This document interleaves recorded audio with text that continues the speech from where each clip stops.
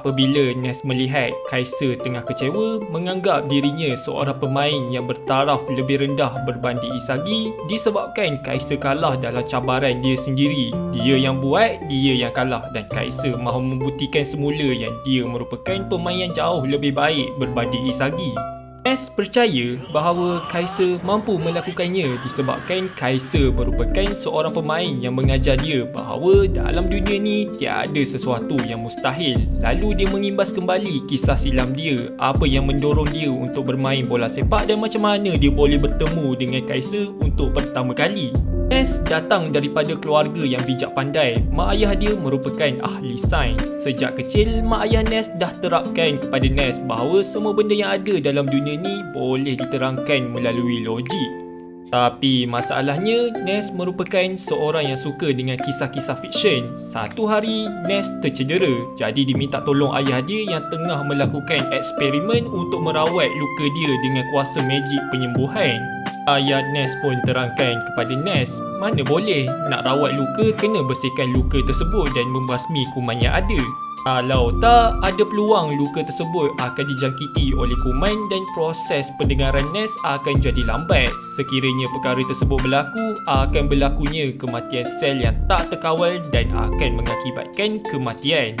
Apabila ayah Ness cakap macam tu dekat dia, Ness tanya mak dia, memang boleh mati ke kalau berlakunya kematian sel yang tak terkawal tu kan? Mak Ness memberikan jawapan kepada Ness, kalau luka tersebut dirawat dengan betul, peratusan kebarangkalian Ness untuk mati hanya 0.01% sahaja. Lalu Mak Ness berpesan kepada Ness supaya jangan kacau mereka kalau setakat luka sikit-sikit tu, sebab mereka ni sibuk nak buat eksperimen, belajar untuk selesaikan masalah sendiri dan dilihat abang dan kakak Ness memiliki minat yang sama macam mak ayah Ness. Ness punyalah taksub dengan benda-benda fiksyen melalui pembacaan dia, sehingga kan abang dan kakak dia banyak kali bagi tahu dia apa yang dia baca tu cumalah imajinasi dia. Dah berbuih mulut mereka meminta Ness untuk berhenti membaca buku-buku cerita dia yang mengarut tu.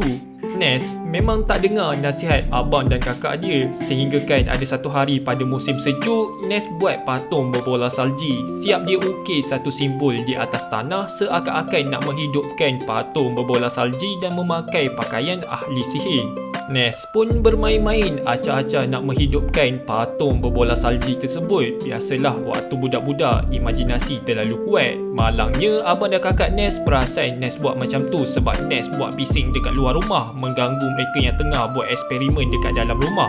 Apabila abang dan kakak dia tahu yang dia buat bising disebabkan Ness acah-acah nak buat magic, abang Ness pergi patahkan prop tongkat sakti Ness, lepas tu kakak dia pergi tendang patung berbola salji tersebut. Lalu mereka memberitahu kepada mak ayah Ness yang Ness tengah buat latihan magic. Mereka mempersoalkan adakah Ness ni betul-betul anak mereka ke tak, ke anak pungut. Mak Ness cuma mengingatkan ke semua anak-anak dia untuk basuh tangan dulu sebelum nak masuk ke dalam rumah disebabkan mereka main dengan salji. Walaupun salji terdiri daripada kristal air beku, tapi tetap juga ada zarah yang kotor yang pernah berlega-lega di udara. Ayah Ness mengingatkan kepada Ness yang keluarga mereka ni keluarga ahli sains. Dah jadi tugas mereka untuk buat kajian dan menerangkan tentang fenomena semula jadi. Untuk orang yang percaya bulat-bulat dengan benda yang mustahil tak diperlukan dalam rumah mereka. Jadi Ness menangis teresak-esak apabila ayah dia cakap macam tu. Abang dan kakak dia biarkan Ness menangis macam tu je.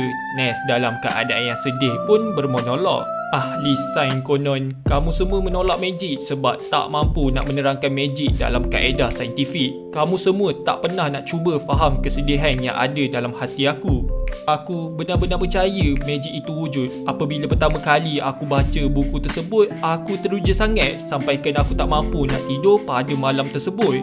Tak ada dalam kalangan kamu semua yang mampu menerangkan apa yang aku rasa pada waktu tu. Dan sejak hari tersebut, Ness mencari magic. Ness nak dapatkan semula perasaan yang sama waktu dibaca buku cerita dia. Sebagai seorang yang lebih suka dengan dunia fiksyen berbanding fakta, kalau mak ayah Ness menganggap dunia fiksyen sebagai magic, Ness tak kisah sebab dia percaya dunia ni diisi dengan keajaiban dan pengembaraan. Satu hari selepas kejadian tersebut, Nes pergi ke satu stadium bola sepak untuk menyaksikan perlawanan bola sepak yang berlangsung di dalam stadium tersebut. Dalam perlawanan tersebut, tercipta satu gol dan Nes dapat menyaksikan gol tersebut. Kalau dah namanya gol, situasi dalam stadium tersebut bising dengan pelbagai reaksi penonton menyebabkan Nes merasakan bola sepak merupakan magic yang sebenar. Yalah, dengan satu gol, pemain yang menjarikan gol tersebut boleh memberikan satu perasaan yang sangat gembira melampaui logik. Nes menganggap pemain bola sepak merupakan ahli silap mata dan Nes berniat untuk menjadi pemain bola sepak. Jadi, Nes pun mula bermain bola sepak. Keluarga dia memang tak menyokong cita-cita Nes, tapi mereka membiarkan je Nes nak buat apa yang dia nak. Buat apa nak ambil berat pasal dia, lebih baik mereka fokus dengan kajian mereka. Nes pun bertekad untuk menunjukkan kepada keluarga dia yang dia akan jadi pemain profesional sampai tahap dipanggil oleh skuad di Mannschaft, skuad kebangsaan Jerman satu hari nanti. Nes nak jadi pemain yang memukau satu dunia dengan magic dia. Akhirnya, Nes berjaya menyertai satu pasukan amatur. Ketika bermain dengan pasukan amatur tersebut, Nes memang berada di kelas dia yang tersendiri. Sehinggakan ada seorang pengintai bakat bola sepak untuk pasukan Buster Motion mengajak Nes untuk menyertai satu sesi uji bakat yang diadakan oleh Akademi Pasukan Buster Motion. Nes pun menerima pelawaan individu tersebut. Pada hari sesi uji bakat tersebut diadakan, Nes perasan pemain lawan yang menyertai sesi uji bakat tersebut mempunyai fizikal yang besar dan kuat. Tapi tetap juga Nes mahu menunjukkan sesuatu dalam perlawanan tersebut untuk memastikan dia berpeluang untuk mendapatkan tawaran dengan pasukan Buster Motion. Jadi perlawanan untuk sesi uji bakat pun dimulakan. Pada mulanya Nes tak ada masalah untuk menyelah. Nes berjaya melepasi dua orang pemain pihak lawan. Setelah dia berjaya melepasi dua orang pemain tersebut, ada ahli sepasukannya meminta bola.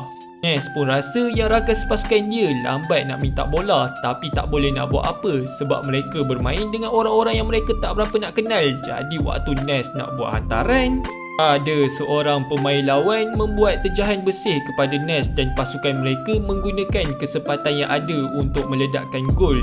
Nes sedar pemain yang nak jadi pemain profesional tak sama dengan pemain amatur yang pernah dihadapi sebelum ni. Sebenarnya, Nes boleh je nak bersaing dengan mereka dengan teknik dan kreativiti dia. Cumanya, pasukan lawan yang dia tepuhi sekarang mempunyai taktik. Mereka mampu beradaptasi dengan corak permainan ahli sepasukan mereka dan transisi mereka berada di tahap yang berbeza. Nes mula merasakan magic dia lemah untuk menentang dunia dan boleh dilihat Nes mula mengalami kesukaran dalam perlawanan tersebut. Satu persatu kesilapan yang dia buat sehinggakan pada satu masa dia jatuh tersungkur ke tanah. Ahli sepasukan Nes memang marah dengan Nes yang sentiasa hilang bola, mula menyalahkan Nes. Jadi dalam keadaan Nes yang jatuh tersungkur, Nes teringat kata-kata ahli keluarga dia. Benda-benda magic ni tak wujud. Orang yang percaya bulat-bulat dengan magic tak diperlukan dalam rumah ni. Dasar orang yang gagal. Nes pun bermonolog, "Diam, hentikan. Aku benci dengan situasi ni. Magic aku." Di akhir chapter, pada ketika Nes dah mula menangis, mungkin dah mula berputus asa, dilihat Kaiser yang pada ketika itu menjadi salah seorang rakan sepasukan dia dalam perlawanan uji bakat tersebut berada di hadapan Nes. Kaiser memandang dengan renungan yang tajam dan dia berkata kepada Nes, kau, dasar orang yang kecundang, adakah kau percaya dengan perkara yang mustahil?" Dan chapter 242 pun tamat.